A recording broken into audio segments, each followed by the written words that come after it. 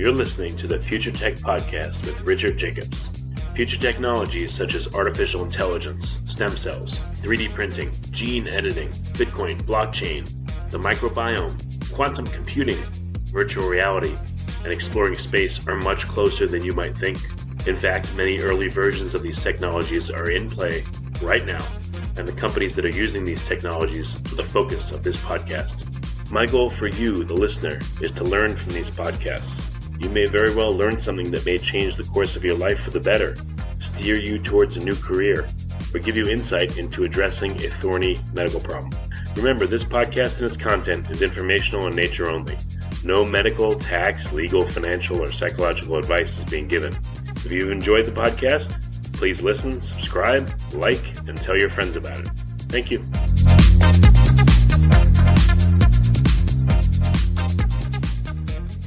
Hello, this is Richard Jacob with the Future Tech Podcast, and I have Gabriel Rene, director of the Versus Foundation.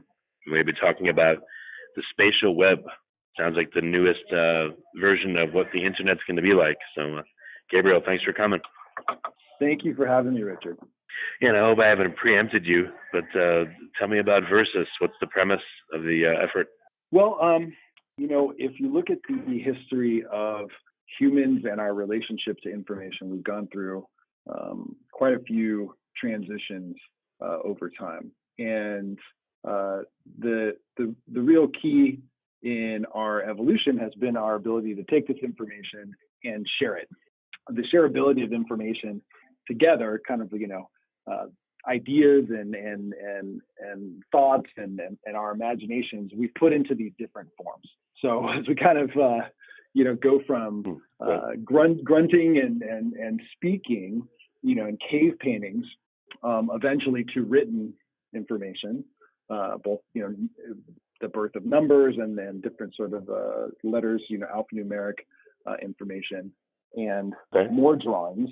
Right. Then we eventually evolve into writing, and then in the modern era, the printing press becomes the sort of the ability to scale writing, and that technological leap really fuels the Industrial Revolution.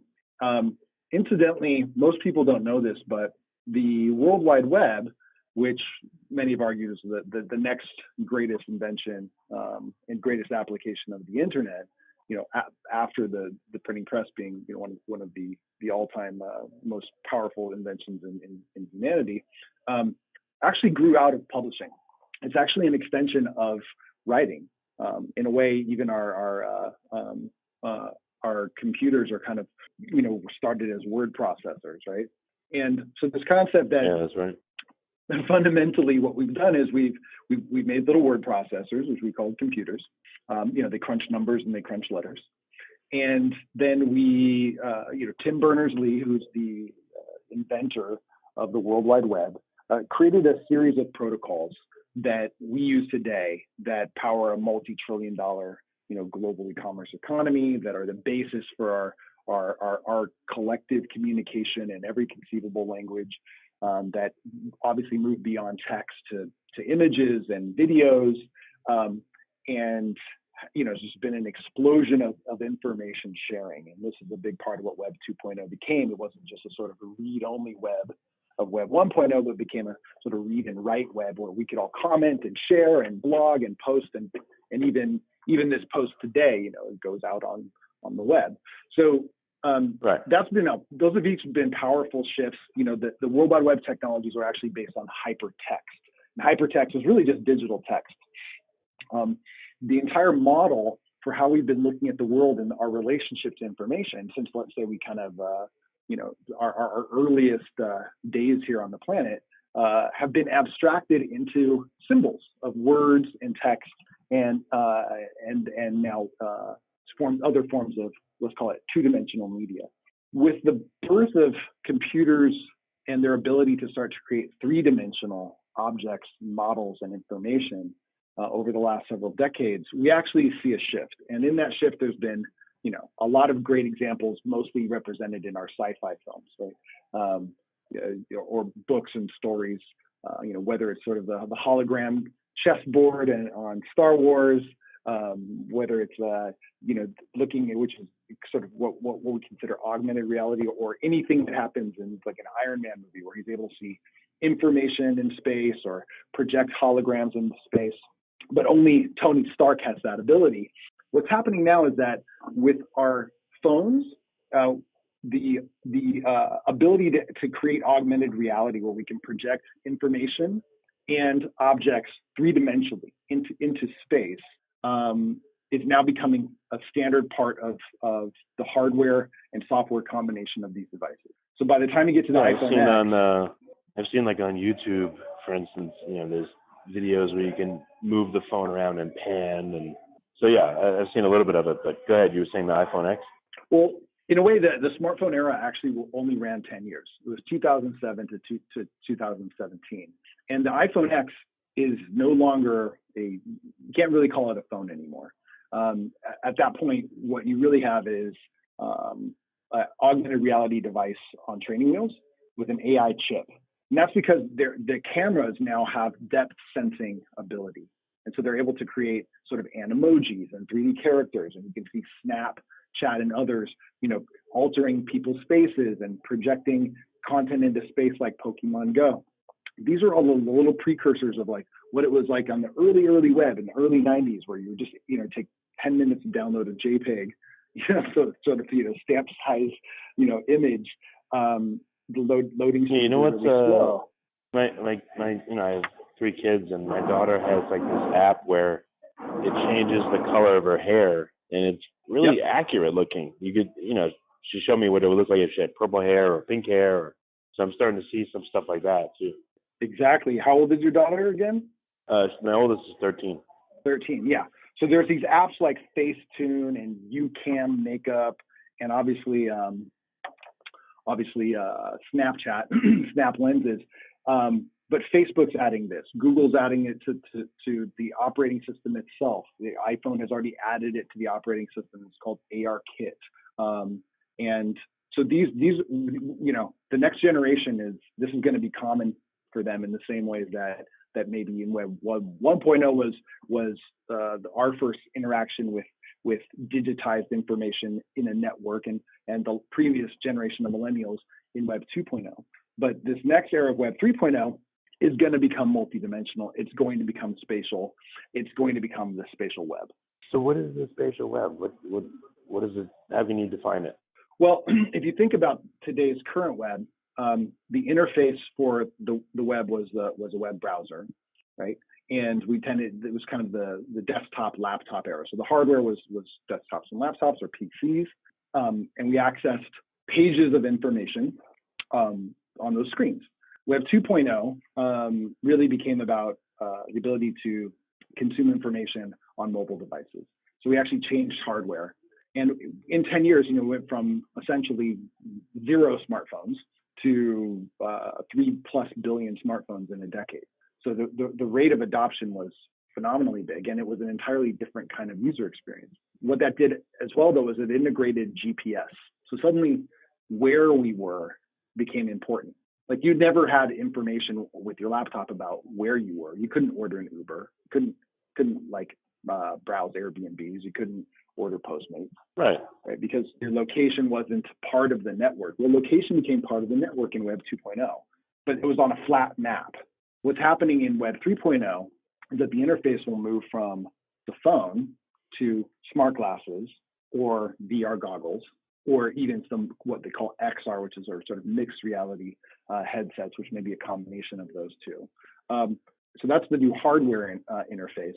The content itself is going to be projected out into the world, just like the projections of content, like your daughter changes her face, or just like a Pokemon can be projected into the world. But it's going to be much more specific. I use the Tony Stark example because he could look at objects in the world or people, and information will pop up. You can look at a physical machine in the world and see all the information about that machine, how hot a certain part is, which part you need to pull in order to do something. And his AI Jarvis actually tells him how to do that, while this augmented reality sort of holographic imagery is projected into space. That is what it's going to look like. I thought of kind of like a lowbrow example. Like what if you had a nightclub and the bouncers could see things that other people couldn't see, security features and all that. Exactly. And the patrons could see something, the owners would see another level, or in any business too, if you have various levels of security that or personnel, they would be able to see things others couldn't. Exactly. Just take a restaurant in, 2035, right? So this restaurant actually has a number of different kinds of users. So it's got management staff. They need to see certain things that are happening on the floor. And imagine now everyone's got smart glasses on in this particular scenario. And so management is seeing all kinds of things. Maybe they're seeing VIP customers coming in. They're seeing how the hostess is working with them. They're seeing how the wait staff is performing. They're seeing like the timing for about the kitchen and how fast they're meeting demands. The kitchen staff is just seeing what's going on in the kitchen, and they may have some information about people's reactions out on the floor. The chef is getting his own update, and then you got the floor staff seeing just what they need to see, including what's the fastest way to route me to that person. There even be information about their performance or feedback, even recognized by the emotional tracking and mood tracking of facial recognition cameras. And then you've got the customers like us that walk in. We don't see any of that stuff, but we're able to see, I don't look at a menu of a picture of what my food's going to look like. I look at the table and I swipe through the food as if it were really there. And I select it, and I can see the history of whether the meat came from a particular farm or whether the oranges are part of a sustainable supply chain, right? So by combining essentially augmented reality, artificial intelligence, the Internet of Things and robotics, and blockchain and cryptocurrencies, that combination of technologies linked together is what enables the spatial web. A question though, myself and a lot of people I've talked to, and I'm just only one person, they don't like to read things on the computer, for instance. It hurts their eyes. So they'd rather print stuff out, or they just, I don't know if you think virtual reality is going to become so pervasive, or augmented reality, that people will wear glasses all day long. Or I don't know if I'd want to experience the world that way. And maybe people would. I don't know. It's just, well, the thing I just wonder what the limits are. If you go back to 1985, when we had our phones stuck to the walls of our homes, and I told you, Richard, if I gave that phone the ability to give you access to all the information in the world, and I shrunk it down, do you think you'd spend an average of 3 to 4 hours a day messing around with it? You need to go like, you're crazy. And we'd go back to watching Voltron, right? But the answer is yes. And so, and some people obviously won't. So there's people today that don't have Facebook pages, and some for very good reasons. There's people that don't have smartphones, but I bet you almost none of them are your friends, and you probably haven't talked to them in a while. So the reality is that the incentives are built into the value that new technology delivers. The idea of carrying around a computer was ridiculous. I'm going to put it on my lap. It was a horrible idea. The idea of putting it in your pocket, you can see the progression. The computer goes from a big room where you go to the computer to then the computer's in your room and on your desk, to then you can carry the computer around with you, but it's on your lap. To then you can put the computer in your pocket, to then you can put the computer on your wrist. It's going on your face next. And the reason is that the value that's going to come from that will exponentially improve your life in all these incredible ways. It will certainly come with its own set of challenges. Smartphones do that today. There are technology addiction concerns. We've got internet addiction concerns. There's gamers that won't take the time to eat. But at the same time, esports is being considered for the Olympics. So the march of progress tends to bring us more value. There's always trade-offs, but yeah, I do think that over the next decade or two, you're going to see this transition not only to glasses, but then eventually to contacts, and then eventually into things like Neuralace, which Elon Musk and other companies are working on, which is sort of a head cap that essentially would give you the Matrix effect, where you could log in and have a complete sensory experience of the world, even physically. So yeah, over the next several decades, these technologies they're not theoretical. They exist and work today. This is really about the convergence of all of them, and then we'll have to see how it actually plays out. Well, I just wonder, let's say the computer's in your glasses, are most people going to walk around with it turned on all the time, sending them notifications and, I don't know, changing what they see? Or do you think that I guess some people will leave it off most of the time, or use it when they need. I just wonder how pervasive it's going to become and what interaction will be like. Well, if we look at history as an indicator, like I said, we went from 0 to 3 billion smartphones in a decade. So it's difficult to know when exactly and how and what key elements will drive that adoption. But when you have Apple, Google, Facebook, Intel, Microsoft, Baidu, essentially all the largest companies in the world are betting on this as essentially as a foregone conclusion of the next interface. Never before in history have all of the largest companies in the world come to the same exact conclusion about where we're going, and simultaneously all developing similar variations of that technology. So I think that the pervasiveness will be exceptionally high. Also, this is the value proposition that comes from the integration of 5G networks, where we're going to get 100-fold increase in data speeds.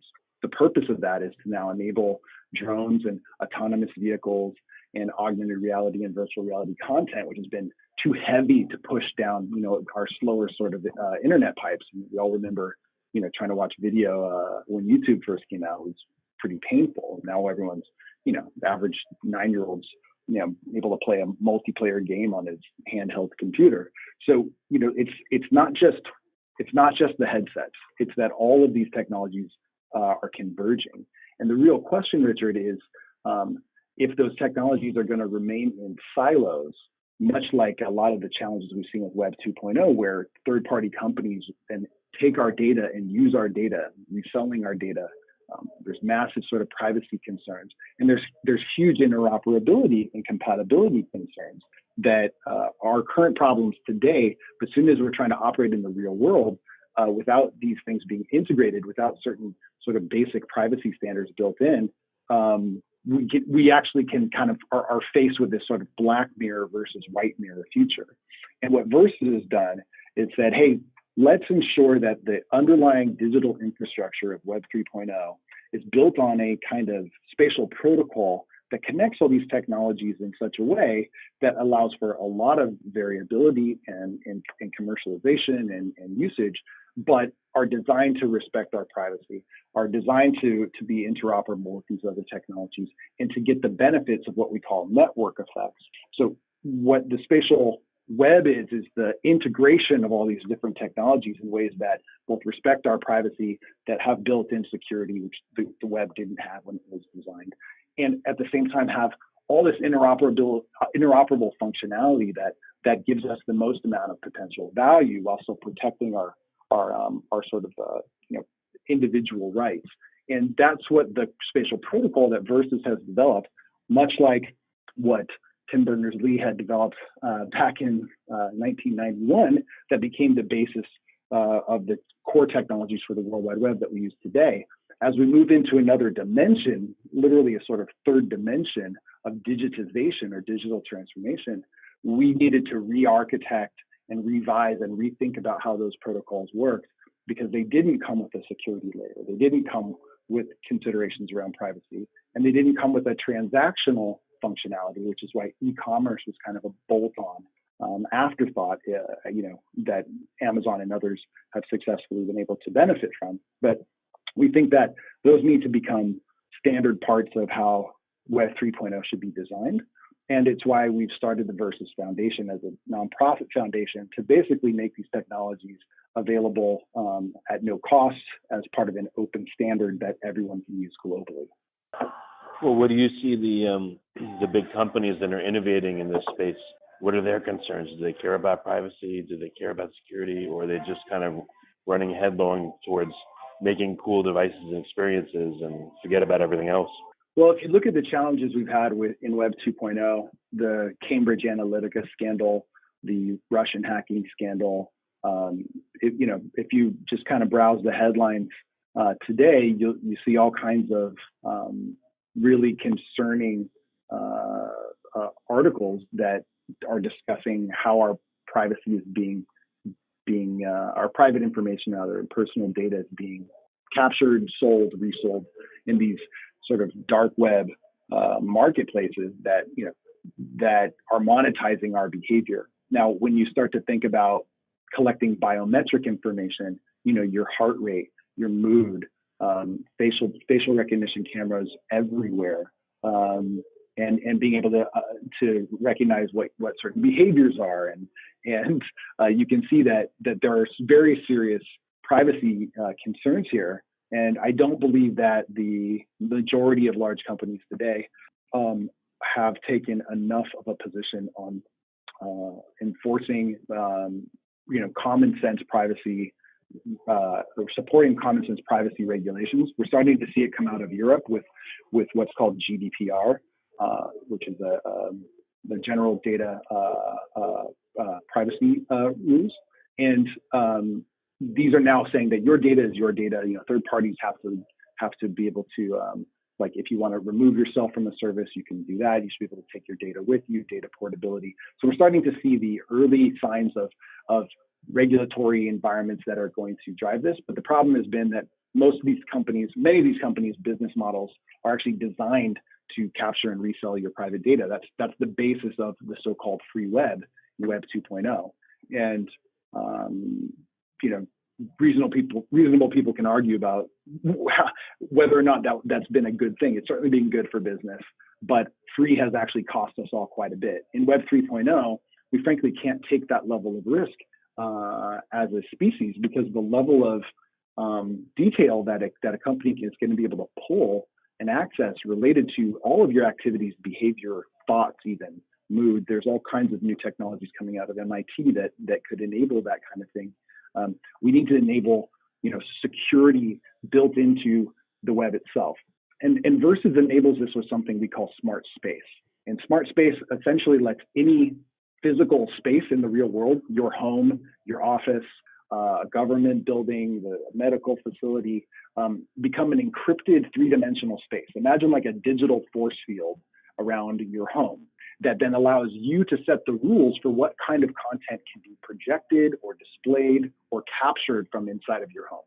You can set rules for what the kids can see in what part of the house, where they can play with Pokemon until what time of day, what third parties that have appliances in your home that are now smart appliances. You know how apps collect our data now. They say they anonymously collect our data. Well, a lot of times they're collecting our location data and they're selling it. So you don't necessarily want your coffee pot spying on you in the future. So Versus smart spaces enables every single space on the planet to become an encrypted, secure space where you're the domain owner and rights holder, and you can define how these other third parties can access information or project information or content into your space. Then by connecting all these spaces with their own sort of, call it three-dimensional address, you can actually also now teleport objects, content, and information from one location to another, just like you might share a YouTube video from one site to another site. But it now will be three-dimensional information. It could be an architectural diagram that your boss wants to see, that you want to send it to his office in New York. It could be... Virtual doesn't seem to be nearly as sinister to me, I guess, as augmented reality. Because with augmented reality, there's a possibility that things could be projected onto your computer, for instance, that maybe aren't really there. And if society gets to the point where it's constantly walking around with glasses or contacts, that's a way for people to literally like hack what you see and experience, and for you to believe that that's real when it may not be. Exactly, that's you're having the right response. That's the right kind of response that you should have. It's why we designed the protocol in a certain way, because with Versus, Richard, it would be nearly impossible for someone to do that, because you have a sovereign identity, you have your own ID. The environments you are in have their own address. It's very difficult to put stuff onto other people's websites, right? Because websites have SSL encryption, because there's a domain that gives you a login. So now what we do is take that same model and we extrapolate it out into space, but we can add the benefits of very hardcore cryptography, distributed ledgers and blockchain technologies that then can help enforce those policies with things like smart contracts. So there's a model for how to prevent someone from putting information or objects or content in front of your face that then you couldn't verify was real or not. Now there would be a record And just like you could, in that restaurant scenario, validate the origin of your steak as being, grass-fed and coming from, a particular farm in Northern California, you could also validate that avatar who looks like it's, pretending to be a friend or a business associate, is it actually them? And of course, that could happen in VR as well as AR, because we're not just talking about the digitization of things, we're also talking about the digitization of people. But here's the issue. Like, look what happened so far with blockchain. Like your company and many others, they have a lot of great ideas. They want to do all these honorable, great things. But unfortunately, as of right now, at the end of the day, the governments call the shots, and they may not want your vision. And just as they've kind of marginalized, cryptocurrency, at least for now and for a while, they may do the same. They may say, yeah, well, we want back doors into everything. We don't want everything encrypted and all that and secure. Their vision may not be yours at all. So I'd rather have yours.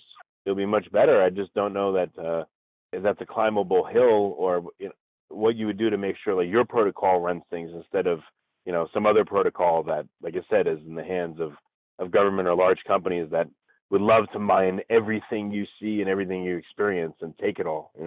Well, they will all want that. And the question is really, Richard, whether or not you as an individual will want them to. There may be certain incentives where actually it's preferable for you to give your information. You may be paid. There may be a value in you giving certain amounts of information about your health or about your mood or about your likes and preferences or your jogging path, your hiking route. And we do that today. And there's a lot of value that we do get from companies when we share information about ourselves. And every individual person actually makes their own decision around that.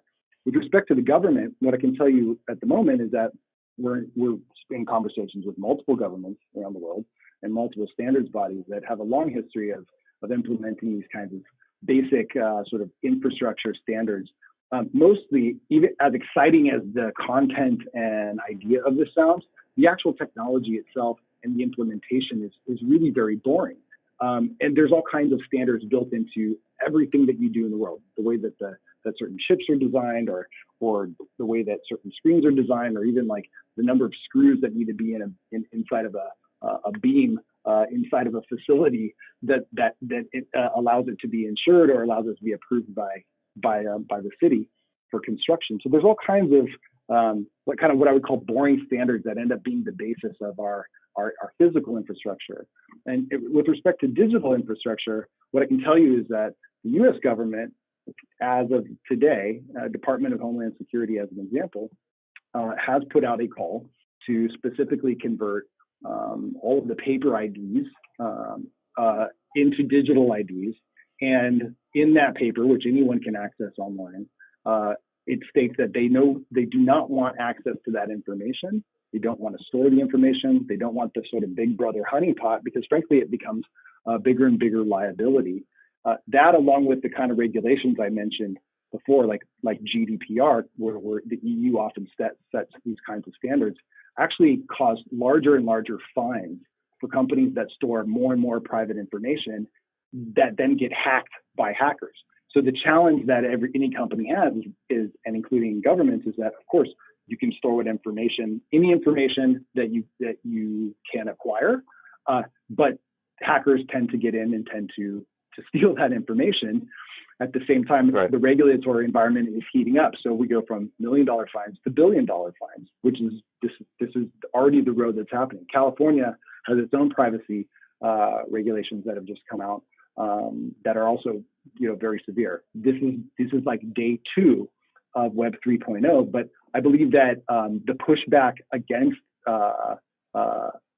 there's both a practical reason and there'll be regulatory reasons for businesses to actually not want to store that data, and instead to be able to have the right to access your information, let's call it conditionally. Like if you walk into my restaurant, that's the only time I need your dietary restrictions. I don't need it to store it on my servers 365 days out of the year, right? It's a cost I don't need. Advertisers spend billions of dollars a year trying to kind of take a patchwork quilt of information and target you online. But wouldn't it be great if you just had your own information, and if I was selling mattresses and I knew you were in the market for mattresses, but then you actually bought one from your your neighbor who had a brand new one he didn't want, and I don't know that. How many times have you been followed around the web after you've purchased something, but with sort of retargeted ads for like weeks afterwards? Well, as an advertiser, I'm spending money to try to sell you something you've already bought. But if you could say, hey, Bed Bath and Beyond, I'm no longer in the market for a mattress, but I would love to get some new sheets, or I would love to get a pillow. I think there's an opportunity for an entirely different kind of relationship between individuals and advertisers that's actually more honest, it's more secure, and it's probably more profitable. I'm not really bothered by advertisers, but I guess myself, I envision a future where, and this is I'll tell you the common response to this, but, a future where, something happens, the police want to look at you, and then they get access to, your visual feed of everything you've seen over the past month, and computers process it, and they get whatever information they want, and all of a sudden, everything you've ever done or seen is available to them.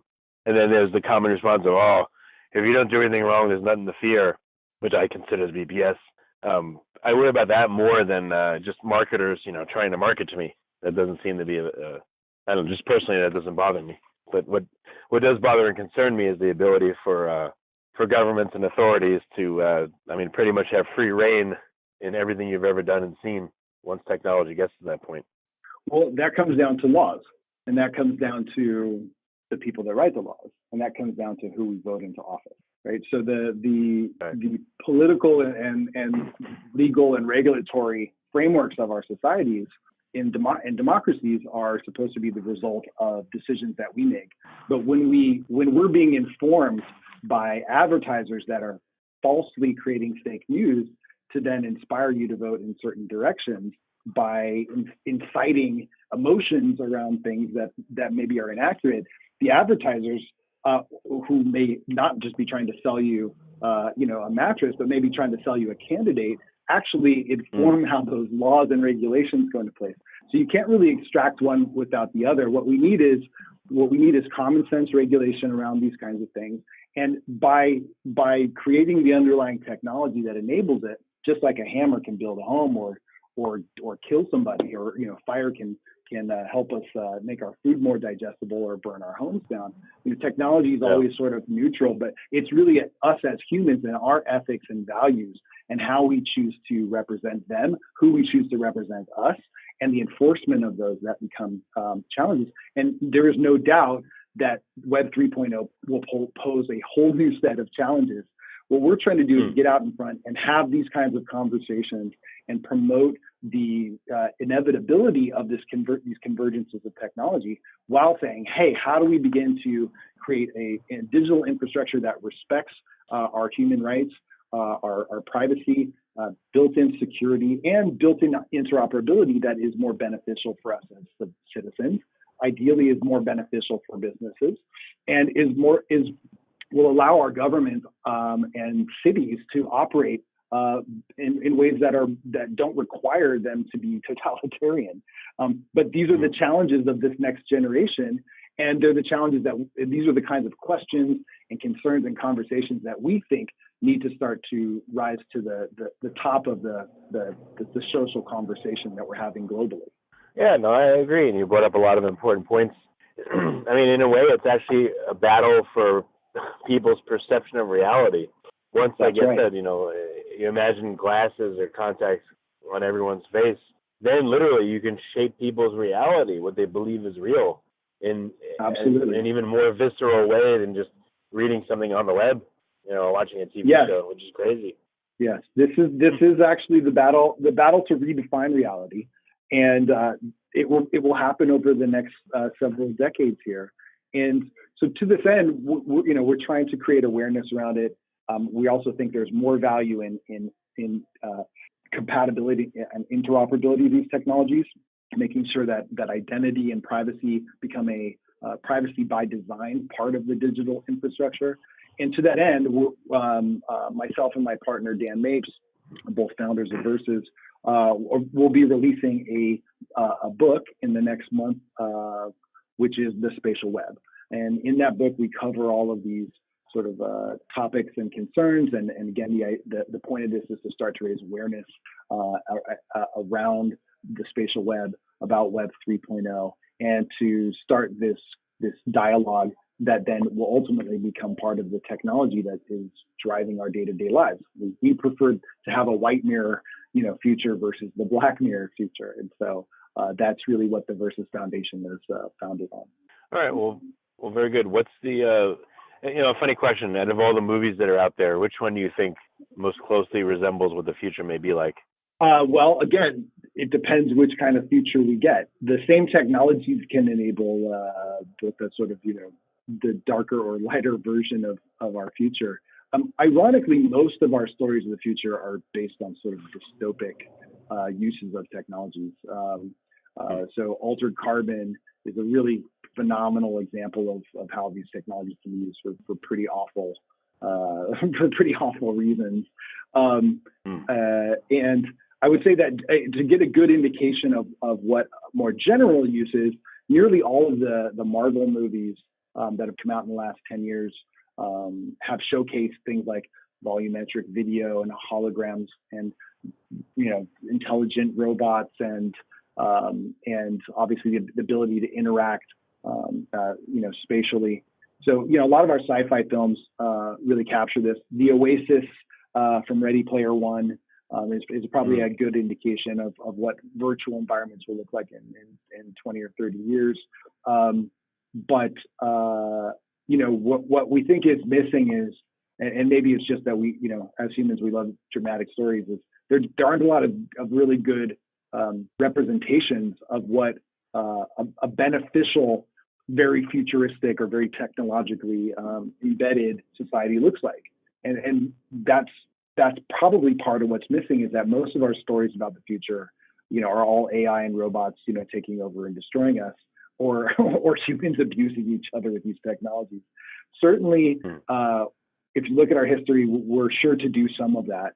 But we actually believe, on the whole, it will be something far opposite. We think that we're in a position to, with these technologies, to kind of create a humanity could have a Renaissance 2.0. The level of creativity that you can employ with these technologies, how you, or let's say your daughter, could create imaginary play spaces or environments that she could share. Even the way that we communicate, several decades down the road, may be more visual, maybe more content-based. We use memes and emojis now. They're kind of more visual and animated representations as opposed to merely words or text or gestures. So when that becomes entirely spatial and holographic, and it's just as easy to make it shareable, there's an entirely new opportunity here for us as a race, because as I mentioned with our information historically, we had to take what we felt inside, our thoughts and our feelings and our ideas, put them into some kind of medium, like words or an illustration, right? And then I could share it with you, right? That's what we're doing today. I'm using mouth sounds to paint pictures in your head. Well, if I can just paint the pictures in the room, then, and you could see them, well, what that's an entirely new medium. That's a shareable medium that many of us, kind of like maybe more similar to music, right? Many of us could actually experience simultaneously. We could jam together in all kinds of different ways that are actually more visual and emotive. So there are incredible imaginary and creative qualities to Web 3.0 and the spatial web, and our ability to share that information, whether it's for very practical reasons or whether it's for creative reasons, we actually think we'll be taking to an entirely new level. You can kind of see from here how to get there. So that's, just as these technologies certainly can enable some of the very concerning and worrisome scenarios, they also can create beautiful and amazing creative outlets for us as well that will change us in other ways. Well, very good, Gabriel. Where can people get resources? Where can they maybe experience, a video of what the future may be like, or the spatial web will be like, or find out more about Versus? Yeah, for the time being, we're just kind of coming out of stealth. www.versus.io. We are on the World Wide Web, but we will soon be on the Spatial Web. And you can find all the other relevant links there. We'll be updating it pretty frequently over the course of the year. And look out for the Spatial Web ebook coming out soon. And you can follow us as well on the Spatial Web on Twitter and Facebook. And there'll be some Medium posts coming out soon also under the Spatial Web. Well, that's great. Well, Gabe, thanks for your insights, and I appreciate you coming on the podcast. It's my pleasure. Thank you so much for your time, Richard.